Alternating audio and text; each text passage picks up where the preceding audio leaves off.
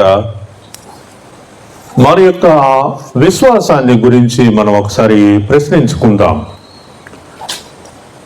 నాకు ఎప్పుడు యేసు ప్రభు తెలుసు అంటే చిన్నప్పటి నుంచే తెలుసు. ఎలా తెలుసు అంటే చిన్నప్పుడు నేను పుట్టినప్పటి నుంచే మా ఇంట్లో ప్రార్థనలు చేస్తూ ఉన్నారు, మా ఇంట్లో వాక్యం చదువుతూ ఉన్నారు. చిన్నప్పటి నుంచే చర్చికి వెళ్ళటం అనేది ఇంట్లో ఉంది కాబట్టి, ఇవన్నీ ఇంట్లో ఉన్నాయి కాబట్టి చిన్నప్పటి నుంచే మాకు క్రైస్తవ్యం అంటే, ప్రార్థన అంటే, వాక్యం అంటే, చర్చికి వెళ్ళడం రావడం ఇవన్నీ కూడా అలవాటైనటువంటి పనులు. అదేవిధంగా ఇక్కడ కూర్చున్నటువంటి మీరు, ఈ చుట్టుపక్కల ఈ వాక్యం వింటున్నటువంటి వారిలో కూడా పుట్టుక నుంచే వారందరూ కూడా ఒకవేళ క్రీస్తు వాక్యము తెలిసి ఉండినటువంటి వారై ఉండొచ్చు, లేదా చర్చికి వెళ్ళడం రావడం ఈ విషయాలు తెలిసిన వారై ఉండొచ్చు. క్రిస్మస్ చేయటం, న్యూ ఇయర్ చేయటం, తర్వాత దాన్ని ఏమంటారు గుడ్ ఫ్రైడే, ఈస్టర్ ఇది చేయటం, ఇవన్నీ కూడా తెలిసినటువంటి వారమై ఉంటూ ఉన్నామని అనుకుంటా ఉన్నాం. చిన్నప్పటి నుంచి, పుట్టినప్పటి నుంచి కూడా క్రీస్తుని ఎరిగినటువంటి వారమై ఉన్నామని మరి తెలుసుకుంటా ఉన్నాం. అయితే నేను చెప్పాలనుకున్న మాట ఏంటంటే, నేను మీతోటి చెప్పాలనుకున్నటువంటి విషయం ఏంటి అంటే, క్రీస్తునందు మనకున్నటువంటి విశ్వాసము ఎలాంటి విశ్వాసం? క్రీస్తులో మనకు విశ్వాసం ఉన్నది. క్రీస్తు ప్రభువారిని గురించినటువంటి భావన మన మనసులో, యేసుక్రీస్తు అనగానే మన మనసులో కలిగేటువంటి ఆలోచన, దాన్ని మనం ఏమంటున్నామంటే విశ్వాసం అంటున్నాం. దాన్ని ఏమంటున్నాము? విశ్వాసం. యేసుక్రీస్తు అనగానే ఏ మాత్రం ఆలోచించకుండా ఆయన నా దేవుడు అని చెప్పేస్తా ఉన్నాం, ఆయన నా ప్రభు అని చెప్పేస్తా ఉన్నాం. కాబట్టి యేసు ప్రభు ఎవరు అని అడిగితే మరి ఏమాత్రం ఆలోచించుకోకుండా ఆయన దేవుడు అని మనం చెప్పేసే అంత మరి విశ్వాసం దేవుని మీద మనకి ఉంది. ప్రియులారా, ఈ దినము మనం ఏం ఆలోచిస్తా ఉన్నామంటే, మనకేదైతే విశ్వాసం ఉందో ఆ విశ్వాసాన్ని గురించి మనం ప్రశ్నించుకున్నప్పుడు అది ఎలాంటి విశ్వాసం అని ఆలోచిస్తే, కొన్నిసార్లు మనం ఎలాంటి విశ్వాసంలో ఉన్నాము అని ఆలోచిస్తే, ఒక పండగ వాతావరణాన్ని తెలియజేసే విశ్వాసం, కొన్ని విధానాలను మనం పాటించేటువంటి విశ్వాసంగా మన యొక్క విశ్వాసం ఉన్నట్లయితే దాన్ని ఏమంటామంటే నామకార్థ విశ్వాసం అంటాం. మీరెవరు అంటే క్రిస్టియన్స్ అని చెప్పేస్తాం మనం, ఏమాత్రం ఆలోచించుకోకుండా మీరెవరు అంటే వీఆర్ క్రిస్టియన్స్, మేము క్రైస్తవులు అని చెప్పేస్తాం మనందరం కూడా. అయితే ఏం క్రైస్తవులు అంటే నామకార్థ క్రైస్తవులు మాత్రమే. నామకార్థ క్రైస్తవులు అంటే వాళ్ళు పేరుకి by name sake they are Christians. వాళ్ళ తలుపుల మీద, వాళ్ళ యొక్క గడపల మీద, వాళ్ళ యొక్క గోడల మీద యేసు ప్రభు పటాన్ని మనం చూడగలుగుతాం. ఇంకా కొంతమంది గృహాల్లో కొన్ని వాక్యాలు కూడా మనము చూడగలుగుతాం. ప్రియులారా, ఈరోజు నేను మీతో చెప్పాలనుకున్నటువంటి విషయం ఏంటంటే, నీ విశ్వాసం ఏం చేయాలి నిన్ను అంటే, నీ విశ్వాసానికి అంటే నువ్వు కలిగి ఉన్నటువంటి విశ్వాసాన్ని గురించి నువ్వు ప్రశ్నించుకుంటే ఫలితాలను ఇచ్చేటువంటి విశ్వాసంగా ఉండాలి. నీ విశ్వాసం ఎలాంటి విశ్వాసంగా ఉండాలి? చెప్పుకోవటానికి మాత్రమే పనికొచ్చే విశ్వాసం కాదు, కానీ ఆ విశ్వాసం అనేటువంటిది ఏం చేయగలగాల? ఫలాలు చూపించేటువంటిదిగా ఉండాలి.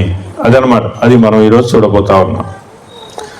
మరి ఎందుకని మన యొక్క కుటుంబ జీవితాల్లో సంవత్సరాల తరబడి మనం క్రైస్తవులమి, క్రిస్టియన్స్మి అని చెప్పుకుంటున్నా కానీ ఏదో ఒక వెలితి, ఇంకా ఏదో మనలో ఉన్నటువంటి అసంతృప్తి, ఇంకా ఏదో లోటు అనేటువంటిది కలిగినటువంటి విశ్వాసంగా మన యొక్క జీవితాలు ఉన్నట్లయితే ఈ దినం మీరు నా యొక్క వాక్యాన్ని వినాలని మీకు తెలియజేస్తా ఉన్నా. ఉంటుందో తెలియదు, కానీ క్రిస్టియన్ని నేను. కానీ నేను ఎవరిని? క్రైస్తవుని. నేను క్రైస్తవుని. ఏంటి క్రైస్తవుని యొక్క పవర్ ఏంటి? ఆ పవర్ ఏంటో నాకు పెద్దగా తెలియదు, కానీ నేను క్రైస్తవుడిని అనే భావనే కనుక మనదైతే ఈరోజు మనం వాక్యాన్ని నేర్చుకోవాలి. ప్రారంభ వచనం యోహాను సువార్త 8వ అధ్యాయము 36వ వచనాన్ని మనం చూస్తే, కుమారుడు మిమ్మును స్వతంత్రులనిగా చేసిన ఎడల మీరు నిజముగా స్వతంత్రులయ్యుందురు. కుమారుడు మిమ్ములను స్వతంత్రులనుగా చేసిన ఎడల మీరేమై ఉంటారు? మీరు నిజముగా స్వతంత్రులై ఉంటారు అనే వాక్యం మనకు తెలియజేస్తూ ఉంది. మన విశ్వాసం ఏం చేయాలంటే విడుదలను ఇవ్వాలి. మన విశ్వాసం ఏం చేయాలంటే మన విశ్వాసంతో మనం ప్రార్థన చేస్తూ ఉండగానే కార్యాలలా కనిపిస్తూ ఉండాలి. స్వస్థతలు జరగాలి, అద్భుత కార్యాలు జరగాలి, ఆశ్చర్య కార్యాలు జరగాలి. నువ్వు ఎవరితోనైనా మాట్లాడితే నువ్వు మాట్లాడుతున్నప్పుడు వాళ్ళకి ఏం కలగాలి? మనశ్శాంతి కలగాలి. నీ ద్వారా వాళ్ళకేం కలగాలి? మనశ్శాంతి కలగాలి, నెమ్మది కలగాలి. ఇవన్నీ కూడా ఒక క్రైస్తవునిగా, ఒక విశ్వాసిగా, అంటే విశ్వాసం కలిగినటువంటి క్రైస్తవునిలో జరగాల్సినటువంటి కార్యాలన్నమాట.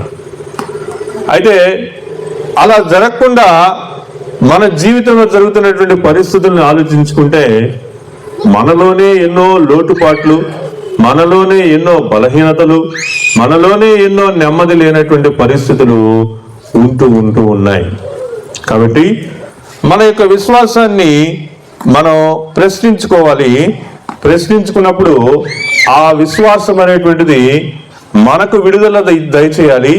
మనకే కాదు, మన దగ్గరికి వచ్చేటువంటి ప్రతి ఒక్కరికి కూడా విడుదలను ఇవ్వాలి. విడుదలను ఇవ్వాలి.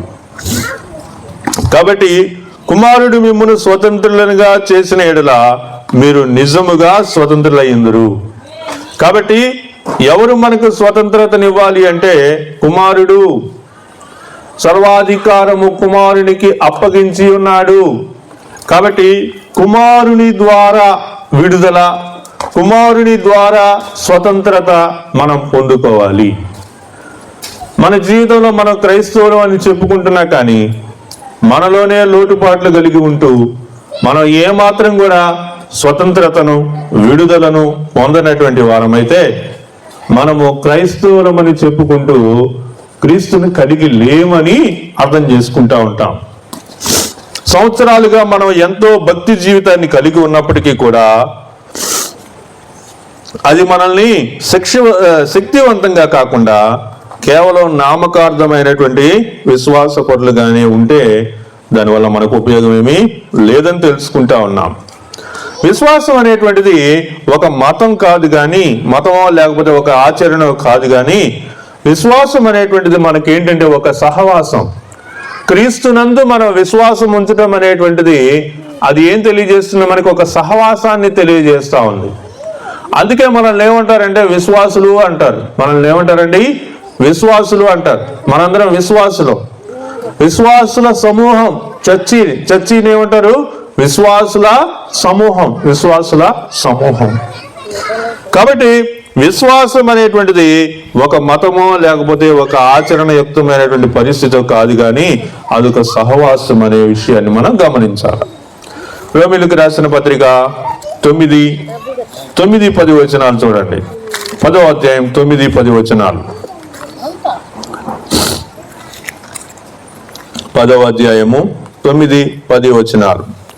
అదేమనగా యేసు ప్రభువని నీ నోటితో ఒప్పుకొని దేవుడు మృతుల్లో నుండి ఆయనను లేపనని నీ హృదయమందు విశ్వసించిన ఎడల నీవు రక్షింపబడుదువు.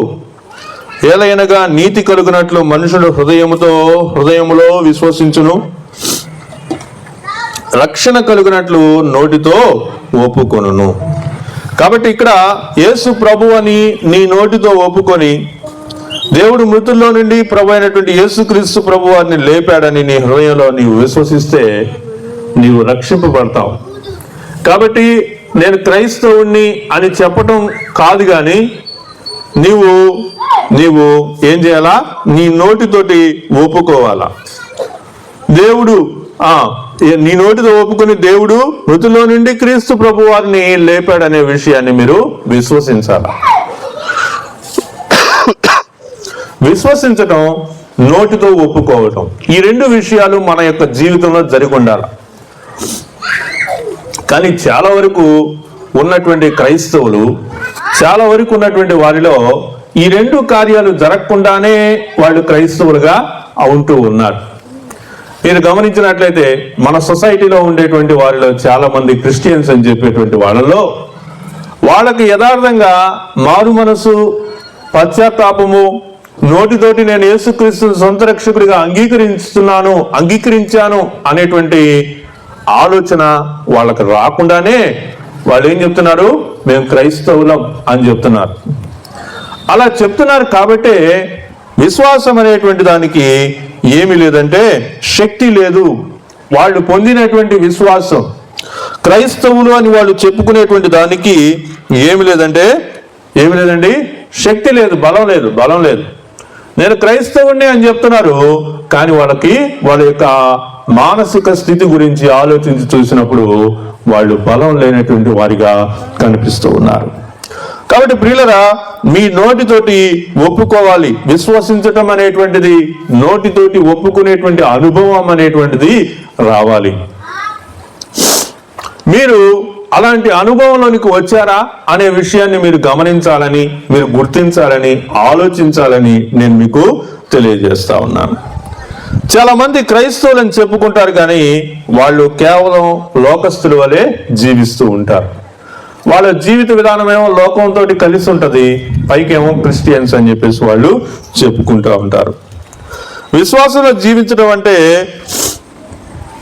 ఏవో కొన్ని పండగలు చేయటం, లేకపోతే కొన్ని ఆచరణలు ఆచరించడం అనేది కాదు. కానీ విశ్వాసం అంటే క్రీస్తు ప్రభువు వలె లేదా క్రీస్తును పోలి జీవించటం అనేటువంటి విషయాన్ని నీ విశ్వాసం నిన్నేం చేయాలంటే క్రీస్తు ప్రభు వారి దగ్గరకు నిన్ను తీసుకొని రావాలన్నమాట. కాబట్టి ఒకసారి మీ విశ్వాసాలను మీరు ప్రశ్నించుకోవాలి. మీ విశ్వాసాలను ఏం చేయాలి? మీరు ప్రశ్నించుకోవాలి. ఇన్ని సంవత్సరాలుగా నేను క్రైస్తవురాలిని, నేను విశ్వాసిని అని నువ్వు చెప్పుకుంటున్నావు కదా. నువ్వు చెప్పుకునేటువంటి క్రమంలో నీ విశ్వాసం అనేటువంటిది నీకు శక్తినివ్వాలి. ఒక క్రైస్తవుని నువ్వు చెప్పిన వెంటనే ఆ ప్రభావం అనేటువంటిది, ఆ ఫ్రాగ్రెన్స్ అనేటువంటిది బయటికి రావాలన్నమాట. నేను చెప్పాను కదా, నువ్వు ప్రార్థన చేస్తే ఏం జరగాల? స్వస్థత జరగాల. నువ్వు ప్రార్థన చేస్తే విడుదల కలగాల. నువ్వు ప్రార్థన చేస్తే మరి గొప్ప కార్యాలు, అద్భుత కార్యాలు, ఆశ్చర్య కార్యాలు నీ నుంచి జరగాల. నువ్వు ప్రార్థన చేస్తే, నువ్వు ప్రభువుని వేడుకుంటే జరగబోయే విషయాలను నీ ద్వారా ఆయన బయలుపరచాలా. ఇది ప్రార్థన యొక్క శక్తి లేదా విశ్వాసి యొక్క శక్తి. విశ్వాసి, ఒక క్రైస్తవుడు ఒక విశ్వాసి అనేటువంటి వాళ్ళ ద్వారా లభించేటువంటి విషయాలన్నీ ఇలా ఉండాలన్నమాట నిజానికి. కానీ మనం అలా ఉండట్లేకపోతూ ఉన్నట్లయితే, కేవలం నేను క్రైస్తవుని అని మాత్రమే నేను చెప్పుకుంటా ఉన్నట్లయితే, దానివల్ల మనము విశ్వాసము లేనటువంటి వారమై ఉంటామని వాక్యం మనకు తెలియజేస్తా ఉంది. రెండో విషయం ఏంటంటే, స్వస్థత, అద్భుత కార్యాలు అనేటువంటి వాటికి క్రీస్తు ప్రభువే మూలం. ఈ భూలోకంలో నేను క్రీస్తు ప్రభు వారిని కాకుండా నేను వేరే విశ్వాసాల్లో లేకపోతే వేరే పరిస్థితుల్లో నేను జీవిస్తూ వేరే విషయాల్లో నేను ముందుంటూ వాటి ద్వారా నాకు స్వస్థత కలుగుతుంది అని నేను నమ్మకూడదు. ఊరికే అనుకుందాం, యేసుక్రీస్తు ప్రభు వారి యొక్క విశ్వాసాన్ని పక్కన పెట్టి వేరే విధానంలో నేను స్వస్థత పొందుతాను అని నువ్వు అనుకుంటే స్వస్థత పొందుతావు, అంతకంటే ఘోరమైన పరిస్థితులు కూడా దిగజారిపోతావు. కాబట్టి మనం స్వస్థత అనేటువంటిది, అద్భుత కార్యం అనేటువంటిది, ఆశ్చర్యకార్యం అనేటువంటిది ఎవరి ద్వారా జరుగుతుంది అంటే క్రీస్తు ప్రభు వారి ద్వారా అది జరుగుతుంది. ఒక వాక్యాన్ని చదువుదామా? అపోస్తల కార్యములు 3వ అధ్యాయము 16వ వచనం, నామమందలి విశ్వాస మూలముగా ఆయన నామమే మీరు రుచి చూచి ఎరిగి ఉన్న వీనిని బలపరిచెను. కాకపోతే క్రీస్తు ప్రభు వారి యందు మనం పూర్ణ విశ్వాసము కలిగి ఉండాలి. విశ్వాసం అనేటువంటిది మనకి ఎలా కలుగుతుంది? విశ్వాసం అనేటువంటిది మనకి ఎలా కలుగుతుంది? నిజమే, స్వస్థత కావాలి, అద్భుత కార్యం కావాలి, ఆశ్చర్యకార్యం కావాలి, జరగబోయే విషయాలు తెలుసుకోవాలి, ఒక శక్తి అనేటువంటిది కావాలి. అపొస్తలుల కార్యంలో మనము ఒక గారడి సీమోన్ని చూస్తాం కదా. గారడి సీమోన్, గారడి చేసే వాళ్ళని ఏమంటారు బైబిల్లో? ఒక మాటతో చెప్పారు, చెప్పండి. ఫస్ట్ ఎవరు చెప్పారు? తెలిసిన వాళ్ళు గబక్కని చెప్పకూడదు, మీరు చెయ్యాలి.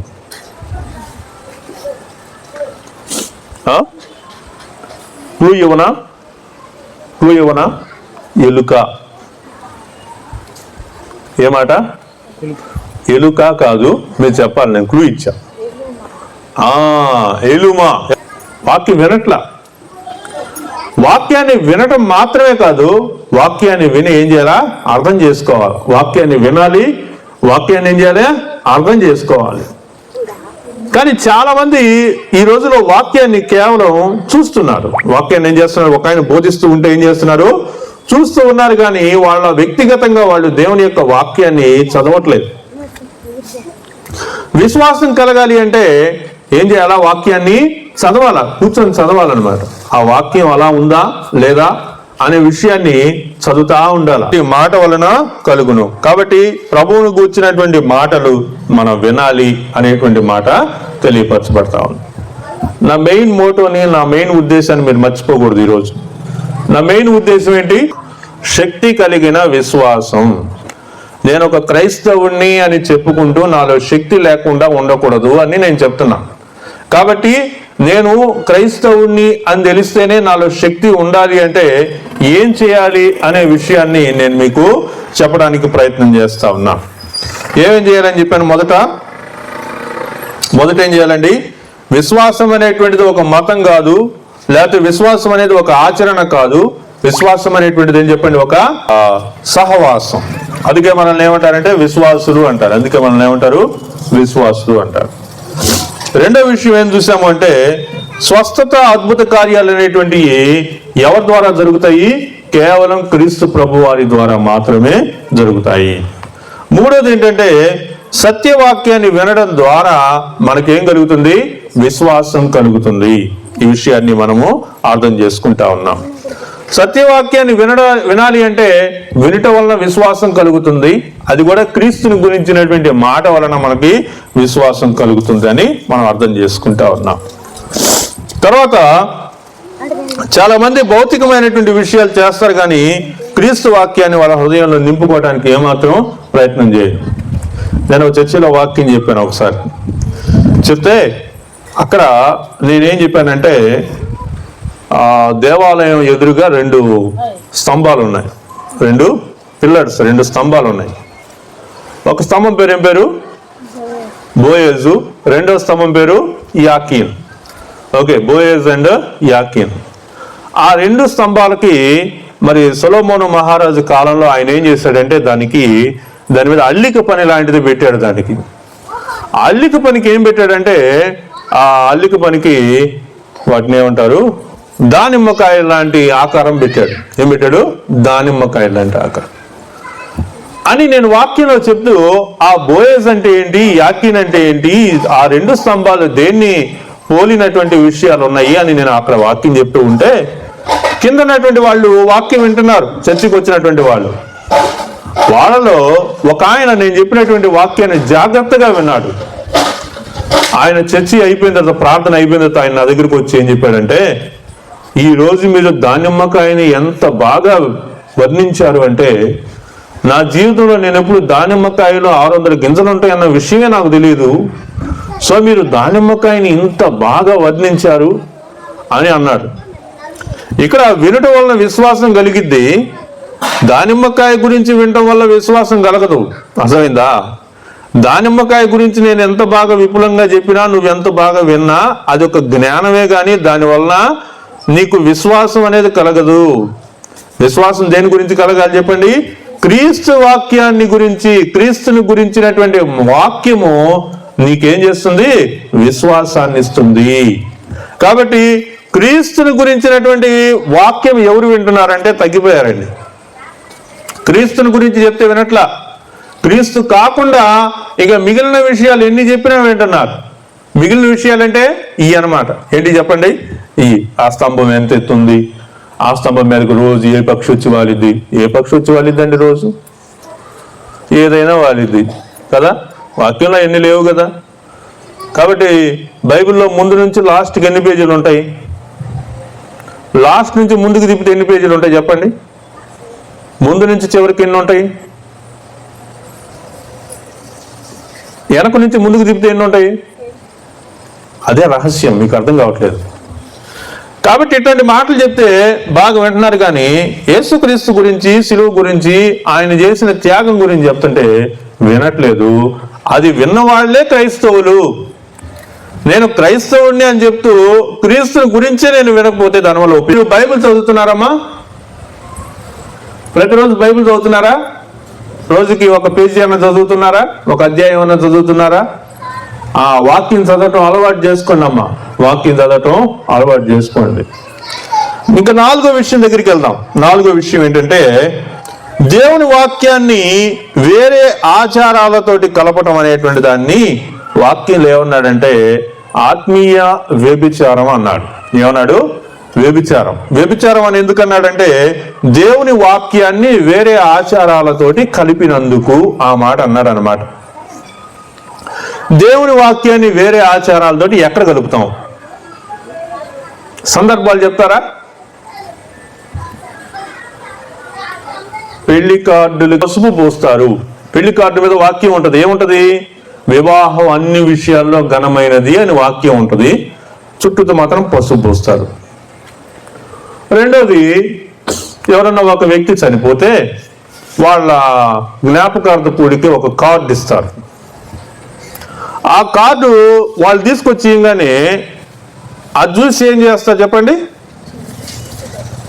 చింపి, చూసావు, ఆ కుటుంబం కొరకు నువ్వు ప్రార్థించాలనే బాధ్యత నీకు ఉండాలా, కానీ నువ్వేం చేస్తున్నావు?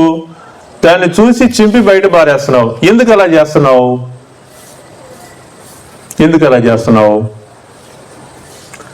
అంటే ఇక్కడ ఏం జరుగుతుందంటే దేవుని యొక్క వాక్యం కొంతవరకు వస్తుంది, సగం నుంచి ఏం చేస్తున్నావు? ఈ లోకంలో ఉండే ఆచారాలు ఉన్నాయే, ట్రెడిషన్స్ ఉన్నాయే, వాటిని దేవుని వాక్యాన్ని మిక్స్ చేసావు.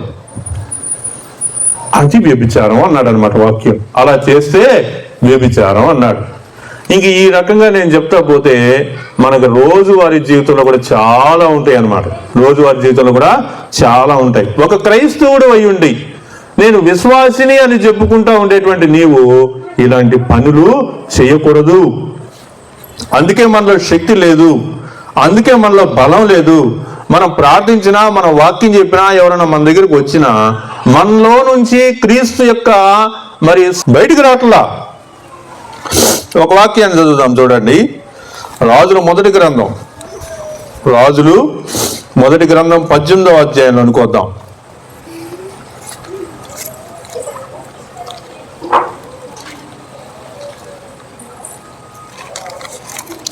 ఆ 18వ అధ్యాయం 21వ వచనం చూడండి.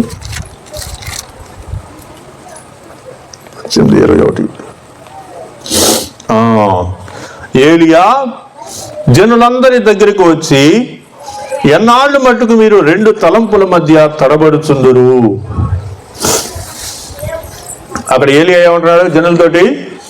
ఎన్నాళ్ళ వరకు మీరు 2 తలంపుల మధ్య తడబడతా ఉంటారు? పెళ్లి పెట్టుకుందామా మా అమ్మాయికి అబ్బాయికి? 2 తలంపులు. మొదటి తలంపు ఏంటి చెప్పండి? డేట్ ఎవరి చేత ఫిక్స్ చేయాలా? డేట్ ఎవరు ఫిక్స్ చేయాలా? అదొక తలంపు. రెండో తలంపు ఏం చెప్పండి? రెండో తలంపు, పాస్టర్ గారి పెళ్లి మీరే చేయాలి. అవునమ్మా, మంచిదమ్మా, పెళ్లి చేద్దాం. పాస్టర్ గారు ఒక చిన్న కోరిక, మా అమ్మాయికి ఒక చిన్న కోరిక, మీరు గురువారం మధ్యాహ్నం 2:42 పెళ్లి చేయాలి. కాబట్టి 2 తలంపులు. ఎన్ని తలంపులు చెప్పండి? 2 తలంపులు. ఏలియా ఏమంటున్నాడు జనులందరి దగ్గరికి వచ్చి, ఎన్నాళ్ళ మట్టుకు మీరు 2 తలంపుల మధ్య తడబడుతుందరు? యెహోవా దేవుడైతే ఆయనను అనుసరించుడి, బయలుదేవుడైతే వానిని అనుసరించుడని ప్రకటన చేయగా జనులు అతనికి ప్రత్యుత్తరముగా ఒక్క మాటైనా యెహోవా వైపు గాని బయలు వైపు గాని మాట్లాడలేదు చెప్పండి? మాకు యెహోవానే కావాలని ఎందుకు చెప్పలేకపోయారు? లేకపోతే మాకు బయలు కావాలి అని బయలుదేవత గురించి ఎందుకు చెప్పలేకపోయారు? అటు ఇటు చెప్పకుండా ఎందుకని మౌనంగా ఉన్నారు? 2 తలంపులు. ఏం తలంపులు చెప్పండి? 2 తలంపులు అన్నమాట. కాబట్టి ప్రియులరా, మనలో ఎందుకు శక్తి లేదు? మనలో ఎందుకు కంప్లీట్నెస్ లేదు? మనలో ఎందుకు ఇంకా వెలితి అనేది ఉంది? ఒక క్రైస్తవుని చెప్పుకుంటూ క్రీస్తు యొక్క శక్తి నాలో ఎందుకు లేదు అంటే, నేను ఎలా ఉన్నాను? 2 తలంపుల మధ్యలో అటు ఇటు ఉన్నాను. బ్రతికితే క్రీస్తు, లేకపోతే చావు అనే స్థితికి ఇంకా రాలేదు. కాబట్టి ప్రియులరా, ఈ సాయంకాలం వేళ నేను మిమ్మల్ని ప్రశ్నిస్తా ఉన్నాను. దేవుని వాక్యానికి వేరే వేరే ఆచారాలకు కలిపినటువంటి విశ్వాసం, ఆ మాట కూడా భయంకరంగా ఉంది వినటానికి కదా. కాబట్టి దేవుని యొక్క వాక్యాన్ని వేరే ఆచారాలతోటి కలుపుతున్నావా? ప్రశ్నించుకో. ఇంకొక విషయాన్ని చూసి మనము ముగించుకుందాం. చూడండి, ఒకవేళ ఇదొక పాయింట్ కూడా యాడ్ చేస్తాను ఇక్కడ. ఏంటంటే, ఇటు దేవునికి అటు నీ సొంత విషయాలకి నువ్వు ప్రాధాన్యత ఇచ్చే పరిస్థితి ఉందనుకుందాం. ఇలా అనుకుందాం. ఎలా అంటే, నువ్వు ప్రార్థన చేస్తున్నావు, విపరీతంగా ప్రార్థన చేస్తున్నావు. ప్రభువా, నాకు ఈ శ్రమ వచ్చింది, నేను ఇది చేస్తాను ప్రభువా అని నువ్వు ప్రార్థన చేస్తున్నావు. ప్రార్థన చేస్తా నీ సొంత నిర్ణయం కూడా ఒకటి తీసుకున్నావు. వెళ్ళి, అయా నేను ఇట బాధలో ఉన్నాను, ఏం చేయమంటావు అని వాళ్ళు ఎవరు అంటారు, వాళ్ళు చెప్తారే, అదేదో నువ్వు ఇది చేస్తే ఇది అవుతుందని కొన్ని శకునాలు చెప్తా ఉంటారు చూసారా. వాళ్ళ దగ్గరికి పోయి కూడా నువ్వు నీ యొక్క ఉద్దేశాలు చెప్పావు. అప్పుడు నీ మనసులో ఏముందంటే, దేవుడు కార్యం చేస్తాడు. ఒకవేళ దేవుడు చేయటం లేట్ అయింది అనుకో, అప్పుడు ఇదిగో ఈ శకునంలో నుంచి నేను వెళ్ళాను కదా, ఇది పని చేస్తుంది, ఏ విధం చేతనైనా పని అయితే జరుగుద్ది అని నువ్వు అనుకున్నావు. అప్పుడు సాధారణంగా వాక్య ప్రకారం జరిగేది ఏంటంటే, నువ్వు చేసిన ప్రార్థన క్యాన్సిల్ అవుద్ది. అర్థమైందా? నువ్వు చేసిన ప్రార్థన క్యాన్సిల్ అయ్యి అపవాది యొక్క తంత్రం పనిచేస్తా ఉంటుంది అనమాట. అపవాది యొక్క తంత్రం వల్ల నీకు ఏదైనా సెల్ఫ్ సాటిస్ఫాక్షన్, ఏదైనా కొంతవరకు బెనిఫిట్ ఉంటే ఉండొచ్చేమో, కానీ ఆ తుదకు తర్వాత జరిగేటువంటిది ఘోర నాశనం అనేటువంటిది, ఘోర పతనం అనేటువంటి దాన్ని మనము చూస్తాం. నేను మీకు ఈ విషయంలో కరోనా అనేటువంటి దాన్ని చూపించాలని ఆశపడుతున్నాను. కరోనా అనే విషయాన్ని గురించి నేను మీకు చెప్పాలని అనుకుంటా ఉన్నాను. భయపడొద్దు, వినండి.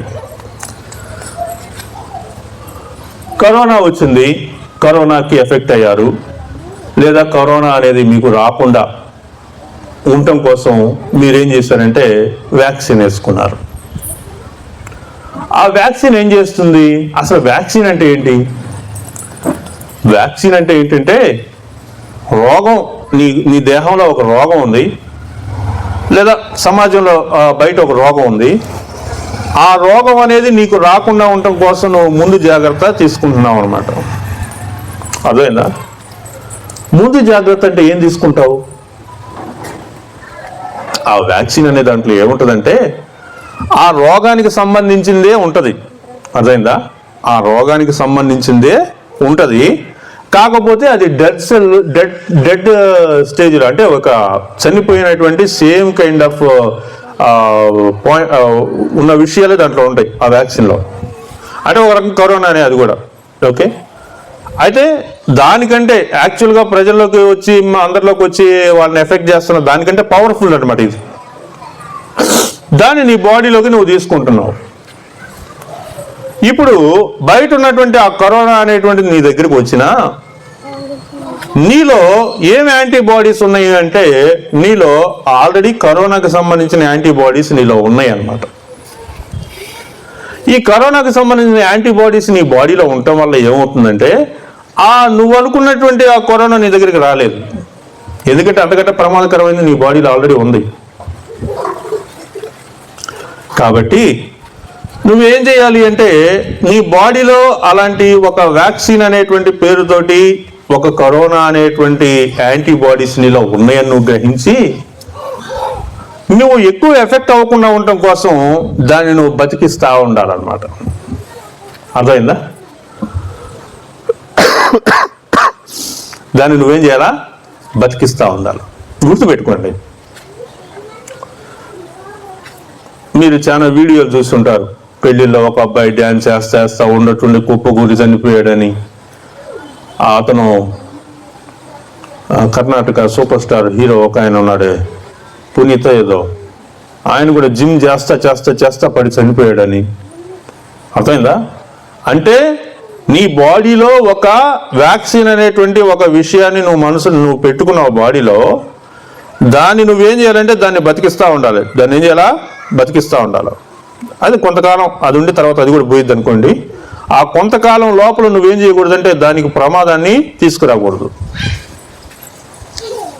పిల్లరా, నేను చెప్పే విషయాన్ని బట్టి మీరు భయపడకుండా మీరు ఏం ఆలోచించాలంటే, ఈ వాక్యంలో నేను మీకు చెప్తున్నటువంటి విషయం ఏంటంటే, ఇటు దేవునికి ప్రార్థన చేసి అటు నువ్వు ఒక దెయ్యానికి మొరపెడితే ఈ ప్రార్థన క్యాన్సిల్ అవుతుంది, అది యాక్టివ్ అవుతుంది, అది నిన్ను ఘోరంగా హింసిస్తుంది, నాశనం చేస్తుంది.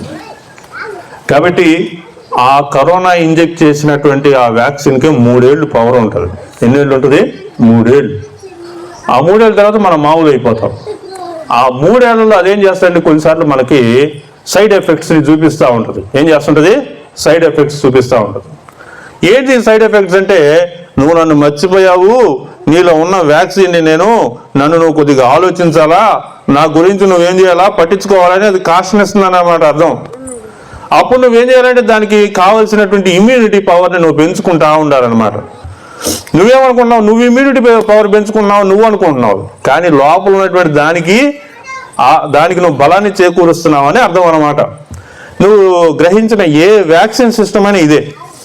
అప్పట్లో మనకు పోలియో రాకుండా ఒక వ్యాక్సిన్ వేసేవాళ్ళు కూడా, అది కూడా ఇదే.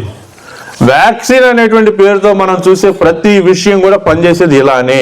కాబట్టి ఆ వ్యాధికి సంబంధించిన యాంటీబాడీస్ అనేటువంటి మన దేహంలోనికి ఎప్పుడైతే ఇంజెక్ట్ అవుతాయో ఆటోమేటిక్గా అవి మన జోలికి రావు. కాకపోతే నువ్వు ఇంజెక్ట్ చేసుకునేటువంటిది ప్రమాదకరమైందా కాదా అనేది కూడా ఆలోచించుకోవాలి. కాబట్టి ప్రియులారా, నేను ఈరోజు మీకు చెప్తున్నటువంటి విషయం ఏంటంటే, క్రైస్తవుడు అయితే తప్పకుండా ఏమై ఉండాలా? ప్రభావవంతుడై ఉండాలా, ప్రభావము కలిగిన వాడై ఉండాలా. క్రైస్తవుడు అని పేరు మట్టికే ఉండకూడదు. క్రైస్తవుడు అంటేనే నీలో ఇంత పవర్ఫుల్ పర్సన్ అనేటువంటి విషయం తెలియాల. చివరి విషయం చూద్దాం, చూడండి. దేవునికి మనల్ని మనం అప్పగించుకునేట ద్వారా మనం ఎన్ని పొందుకోగలుగుతాం.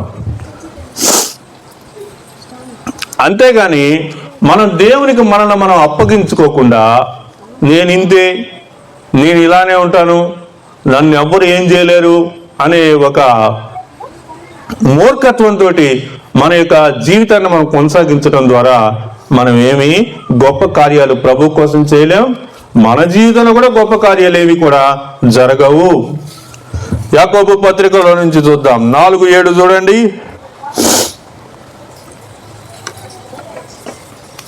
కాబట్టి దేవునికి లోబడి ఉండుడి, అపవాదిని ఎదిరించుడి, అప్పుడు వాడు 4:7 చూడండి. కాబట్టి దేవునికి లోబడి ఉండుడి, అపవాదిని ఎదిరించుడి, అప్పుడు వాడు మీ యొద్ద నుండి పారిపోవును. కాబట్టి ప్రియులరా, అపవాదిని ఎదిరించండి. అపవాది యొక్క కార్యాలు అని మీకు అనిపిస్తే వాటిని ఏం చేయాలా? ఎదిరించాలా.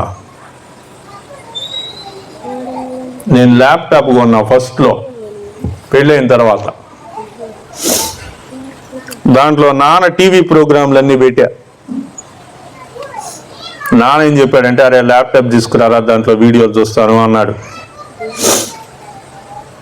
ల్యాప్టాప్ ఇంటికి తీసుకెళ్ళి ల్యాప్టాప్ ఆన్ చేసి పెట్టా.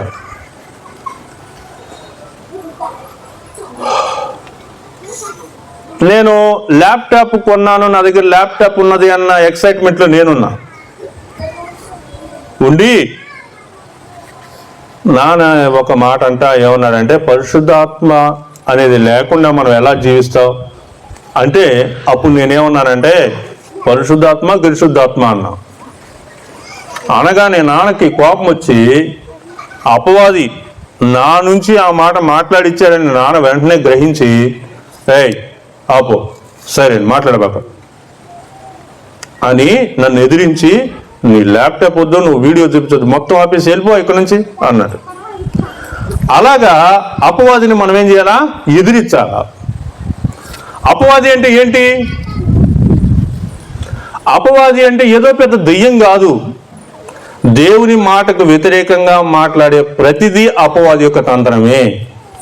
ప్రార్థన చేసుకుందామా? మనందరం ప్రార్థన చేసుకుందామా? వద్దులే, ఇప్పుడు ఎందుకు ప్రార్థన అని అన్నారనుకో, అప్పుడు మనం ఏం అర్థం చేసుకోవాలి? అపవాది తంత్రం.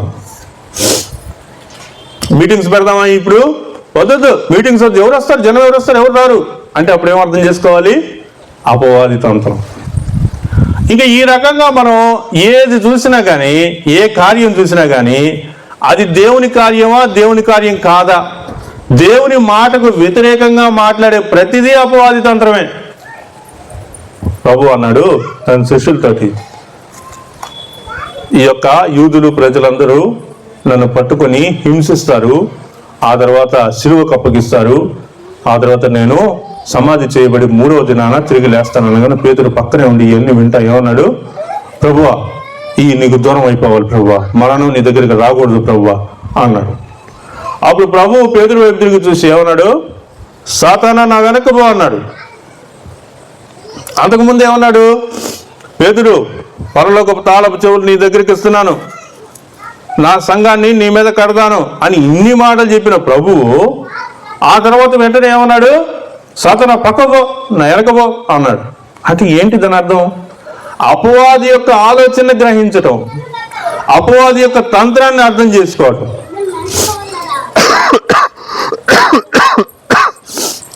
కాబట్టి మనం ఏం చేయాలా? అపవాదిని ఎదిరించాలా. నువ్వు నిజమైన క్రైస్తవుడు అయితే, శక్తి కలిగిన క్రైస్తవుడు అయితే, నీలో దేవుని శక్తి నిలిచి ఉన్నదని నువ్వు చెప్తే నువ్వేం చేయాలి? అపవాదిని సహించకూడదు, అపవాది యొక్క ఆలోచనల్ని సహించకూడదు. ఏం చేయాలి చెప్పండి? అపవాదిని ఏం చేయాలి? ఎదిరించాలి. అయ్యా పోన్లేయా, ఎట్టగొట్ట కానివ్వండి అయ్యా, ఎట్టగొట్ట చేసుకోండి అయ్యా అనకూడదు. అపవాదిని సహించకూడదు. అపవాది మాటలను వింటూ సైలెంట్గా ఉండకూడదు, ఉండనీయకూడదు. అపవాదిని ఏం చేయాలి చెప్పండి? ఎదిరించాలా. నువ్వు అపవాదిని ఎదిరించలేకపోతున్నావంటే నువ్వు క్రైస్తవుడివి కాదు, లేకపోతే శక్తి కలిగిన క్రైస్తవుడివి కాదు, విడుదలనిచ్చేటువంటి క్రైస్తవ్యం నీలో లేదు అనే విషయం మనకి అర్థమవుతా ఉంది. కాబట్టి ప్రభువు మనల్ని మనం అప్పగించుకోవాలి అని చెప్తా ఉన్నాడు. మనలో కార్యం జరగాలి అంటే, మనలో స్వస్థత జరగాలి అంటే, మనలో విడుదల కలగాలి అంటే, మనం ఎవరినైనా స్వస్థపరచాలి అంటే, ఎవరికైనా విడుదల కలిగించాలి అంటే మనం ఏం చేయాలి చెప్పండి? మనల్ని మనం ప్రభుకి అప్పగించుకోవాలి అనే వాక్యం మనకు తెలియజేస్తా ఉంది. చివరిగా నేను ఒక మాట మీకు చెప్పాలని అనుకుంటా ఉన్నాం. విశ్వాసంలో ఎలా ఎదగాలంటే వ్యయం అంతా కూడా ఖర్చు పెట్టింది, అయినా కానీ ఏమీ ఉపశమనం లేదు. ఆమె యూదురాలు. కాబట్టి యూదురాలు అంటే దాన్ని బట్టి మనకి ఏమర్థం అవుతుంది? ధర్మశాస్త్రం ఎరిగినటువంటిది కదా. దేవుని యొక్క వాక్యం, మోషే ధర్మశాస్త్రం అనేటువంటి విషయాలు తెలుసుకున్నటువంటిది. ఏమంటారు చెప్పండి? అంటరానిది. అయితే అమ్మ యేసుక్రీస్తు గురించినటువంటి విషయాలు విన్నది. ఇదేంటంటే ఆమె స్థితి మనం అర్థం చేసుకున్నాం. ఇప్పుడు ఆమె యొక్క విశ్వాసాన్ని మనం అర్థం చేసుకుంటా ఉన్నాం. ఆమెకు ఉన్నటువంటి పరిస్థితులన్నింటినీ గ్రహించింది. ఆమె యేసును గూర్చి విన్నది. ఆ విన్నటువంటి మాటలు క్రీస్తు ప్రభువు మీద తనకు విశ్వాసాన్ని రగిల్చాయి. తర్వాత ఒకే ఒక నిర్ణయం తీసుకుందాము. ఏంటి ఆ నిర్ణయం చెప్పండి? ఆమె తీసుకున్న నిర్ణయం చెప్పండి. ఏదో పెద్ద నిర్ణయం కాదు. ఆయన యొక్క వస్త్రపు చెంగు మాత్రం ముడితే చాలు, ఆయన యొక్క వస్త్రపు చెంగు ముడితే మరి నాకు స్వస్థత కలుగుతుందని విశ్వసించింది. తర్వాత ఒక కార్యం చేసింది. ఏంటంటే తన యొక్క చట్టాలన్నింటినీ కూడా ఉల్లంఘించింది. ఏంటి చట్టాలంటే? బయటికి రాకూడదు, రక్తస్రావం జరిగేటువంటి స్త్రీ బయటకు వచ్చింది, జనంలో కలిసింది. అలా కలిసి ఆయన యొక్క వస్త్రపు చెంగును ముట్టింది. ఆ విధంగా గొప్ప కార్యాన్ని ఆమె చూసింది. ఆమెలో అది ఆ స్వస్థత జరిగింది అనేటువంటి విషయాన్ని ఆమె గ్రహించింది. ప్రియులరా, ఈరోజు మనం నేర్చుకున్నటువంటి విషయాల వెనుక ఉన్నటువంటి బలమైనటువంటి ఒక విషయం ఏంటంటే ఏంటి విషయం చెప్పండి? నువ్వు క్రైస్తవుడివి, నేను క్రైస్తవురాలిని, నేను విశ్వాసిని అని నువ్వు చెప్తే అది కేవలం మాట వరకు ఉండకూడదు. ఎక్కడ ఉండకూడదు చెప్పండి? మాట వరకు ఉండకూడదు. నీలో నుంచి నువ్వు క్రైస్తవుడివి, క్రైస్తవురాలివి అని చెప్పేటువంటి విశ్వాసం యొక్క శక్తి బయటికి రావాలా. ఏంటి ఆ శక్తి? నువ్వు ప్రార్థన చేస్తే స్వస్థత జరగాల, నువ్వు జరగబోయే విషయాలను నువ్వు ముందుగానే చెప్పగలగాల, అద్భుత కార్యాలు, ఆశ్చర్య కార్యాలు నీ ద్వారా జరగాల. అప్పుడు నువ్వు నిజమైనటువంటి క్రైస్తవుడు, శక్తి కలిగినటువంటి క్రైస్తవుడు, దేవుని యొక్క వాక్యంతో చేత ప్రజ్వలింపబడుతున్నటువంటి క్రైస్తవుడివి అనేటువంటి విషయాన్ని గ్రహించగలుగుతావు. నేను ఈ వాక్యాన్ని ఇక్కడ ఎందుకు చెప్తున్నాను అంటే, మామిడిపాలెంలో ఇక్కడ ఉన్నటువంటి వాళ్ళలో సంవత్సరాలు తరబడి దేవుని యొక్క వాక్యం వింటున్నటువంటి వాళ్ళమే. దాదాపుగా మీ గురించి అయితే పుట్టుక నుంచి మీరు యేసుక్రీస్తుని ఎరిగినటువంటి వాళ్ళే. ఎన్నో సంవత్సరాలుగా మీరు దేవుని యొక్క సన్నిధికి వెళ్తున్నటువంటి వాళ్ళే.